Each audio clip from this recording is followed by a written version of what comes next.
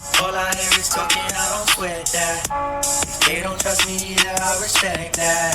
And she be down the ride, though I bet that. Ooh, I slide for my people, don't forget that.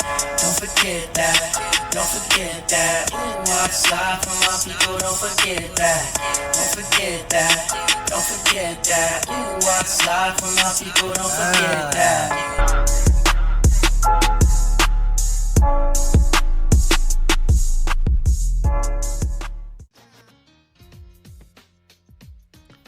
Good morning, good afternoon, good evening.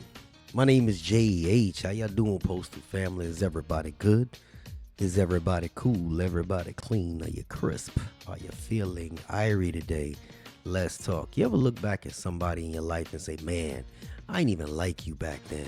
That's how I felt about my mentor. He is my kid's godfather now, but back in the day, I couldn't stand half the things that he said to me. I thought he was too blunt. I thought he was too hard, too damn much. But now that I'm older, now that I've been through it, I realize I wasn't mature enough to handle the truth back then. That's the problem that a lot of us have. We hate being called out, not because the person's wrong, but because deep down we know they're right and we're not ready to admit it at all. That brings me to my message for everybody in the postal community right now. From carriers to clerks, from mail handlers, to truck drivers, maintenance, supervisors. If you wear a vest, you wear a badge, scanner, key to a postal truck, this may pertain to you because I've seen it in every craft. People walking around mad. They're mad at the union. They're mad at management. They're mad at their co-workers. They're mad at the new hires. They're mad at people calling out. They're mad at the weather. They're mad at everything. And I get it. I really do. This place can beat you down if you let it.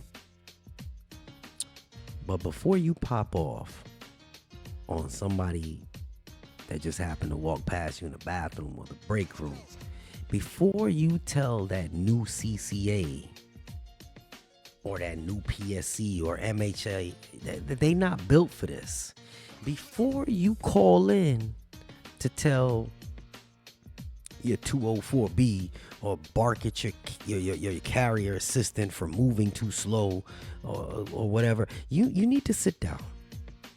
You need to look in the mirror. Just like my mentor told me. Before you go arguing, before you bring all of your day's frustration into the next conversation, go sit in your car alone. Look in the mirror and ask, what part of this is me? What part did I contribute to this? Because see, most of us do not want reflection. We want release. We want to unload on whoever is closest to us. This happens when a lot of y'all go home at the end of your days. But if we're being honest, some of y'all are reacting to things from years ago. The supervisor who disrespected you in 2019, a route you ain't get because somebody outbid you in 21, a grievance that never got resolved, a toxic coworker who, freaking burned you out just because you couldn't be around them no more. And now you are technically bleeding from the inside on the people who didn't even cut you. So let me tell you something. Being the hardest worker, that's not enough. I said that one time to my mentor, man. They keep walking all over the nice ones. And you know what he told me? That's why they walk over you. Because you're so busy being nice and reliable. You forgot to set boundaries. You trained them to treat you that way. And that shit hit me hard. Because that's the postal culture right now. We are training each other how to treat each other.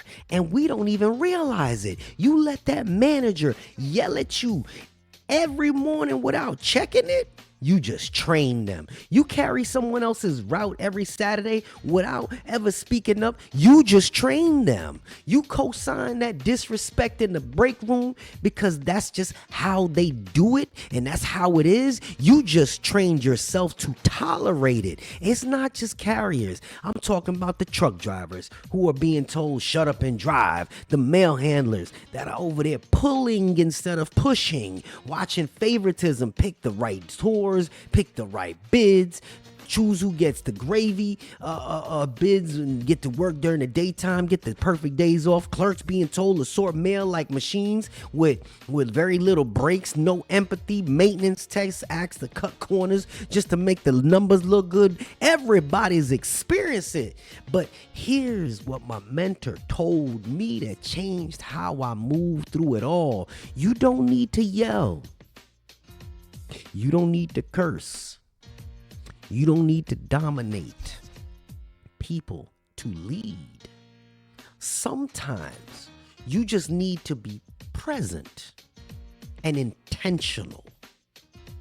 That's power.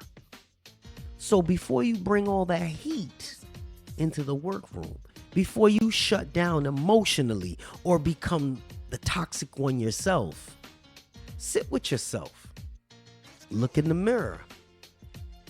Ask, am I responding to this specific moment or just reacting out of habit? Am I correcting a problem or just trying to be right? Am I helping the culture or just feeding the toxicity? You want to lead people. You want respect. You want peace. It has to start with you. Jay used to hate everything about it. Man, my mentor I wanted to fight that man. He's my kid's godfather. I don't know if I said that already. Because I wasn't ready to hear what he had to say. But now that I see everything he was trying to teach me, it wasn't about control. It was about ownership. Ownership. And that is what the USPS community needs right now. No more blame. Stop yelling. No more burnout masked as toughness. We need ownership. We need to start with the mirror. Michael Jackson said it. Ain't nothing but the man in the mirror. Listen. Before y'all start blaming the USPS, start looking in the mirror. Because sometimes there's something in that little reflection that you see that can be changed first. This, again, is not about blame. It's ain't about, Jay, you still missing it. I got it. But it affects you or offends you when it applies to you. Embrace it. Figure it out. We need our people to come back together. And trust, I did not think I'd ever be saying all of us should be on one page, because it'll never be that way. But we need to be unified in one thing. We want this place to still exist so that we all have jobs.